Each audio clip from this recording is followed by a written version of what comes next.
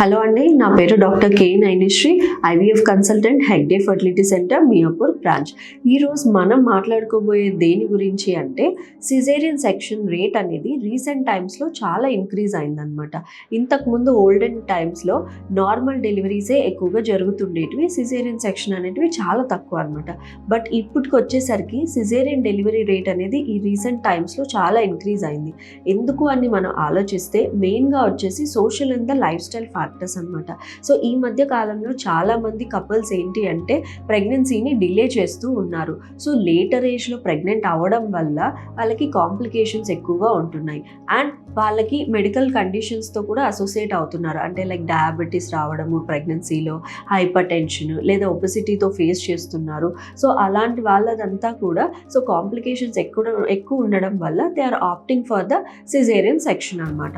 And next వచ్చేసి కొంతమంది ఏంటి అంటే reduced tolerance for the normal delivery, అంటే ఆ లేబర్ పెయిన్స్ అనేది అండ్ న్యాచురల్ డెలివరీలో అన్ప్రెడిక్టబిలిటీ నేచర్ అనేది తెలుసుకొని సో వాళ్ళు ఈ పెయిన్స్ అన్ని మేము భరించలేము అన్నట్టుగా they are personally preferring for the caesarean section.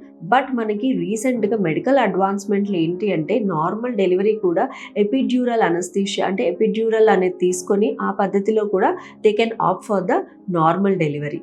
Next వచ్చేసి మెడికల్ అడ్వాన్స్మెంట్ టెక్నిక్స్ ద్వారా ఏవైతే కాంప్లికేషన్స్ ఉన్నాయో మనం ముందుగానే రికగ్నైజ్ చేసుకోవడం ద్వారా సో ప్రివెంటివ్గా కూడా సిజేరియన్ సెక్షన్స్ అనేటివి జరుగుతున్నాయి. సో దానివల్ల కూడా సిజేరియన్ సెక్షన్ రేట్ అనేది ఇంక్రీజ్ అవుతుంది. నెక్స్ట్ వచ్చేసి ఫస్ట్ డెలివరీ ఒకవేళ సిజేరియన్ సెక్షన్ అయింది అంటే సెకండ్ డెలివరీ కూడా మనకి సిజేరియన్ సెక్షనే జరుగుతుంది.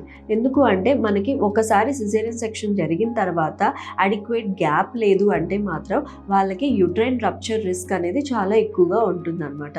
సో ఒక సిజేరియన్ సెక్షన్కి నెక్స్ట్ ప్రెగ్నెన్సీకి ప్లానింగ్కి అట్లీస్ట్ 2 years గ్యాప్ అయినా ఉండాలి. సో అలా తక్కువ గ్యాప్ ఉంది అన్న కండిషన్స్లో కూడా ఏమవుతుంది అంటే so risk of uterine rupture ఎక్కువ ఉంటుంది కాబట్టి we are opting for the caesarean section.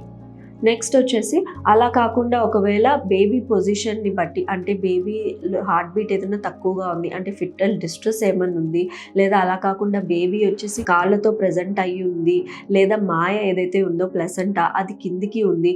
So these are all the complicated cases అనమాట. సో అలాంటి కేసెస్లో కూడా టు అవాయిడ్ ద రిస్క్ అనేసి we opt for the caesarean delivery.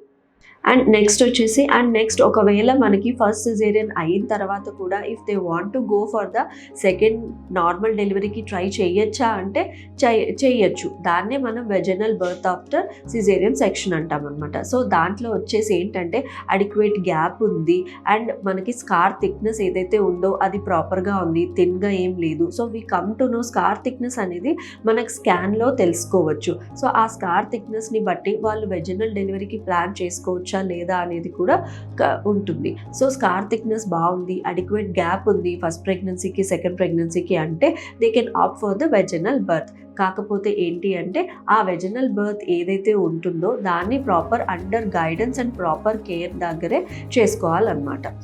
And రీసెంట్గా వచ్చేసి కపుల్స్ డిలేడ్ ఏజ్లో ప్రెగ్నెన్సీకి ప్లాన్ చేస్తున్నారు కాబట్టి they are opting for the assisted reproductive techniques, అంటే ఐవీఎఫ్ పద్ధతి ద్వారా కూడా వాళ్ళు ప్రెగ్నెంట్ అవుతున్నారు కాబట్టి సో అలాంటి ప్రెగ్నెన్సీస్ అన్నీ precious pregnancies. So precious pregnancies అన్నీ కూడా they don't want to take a risk అని చెప్పి they opt for going for the caesarean delivery.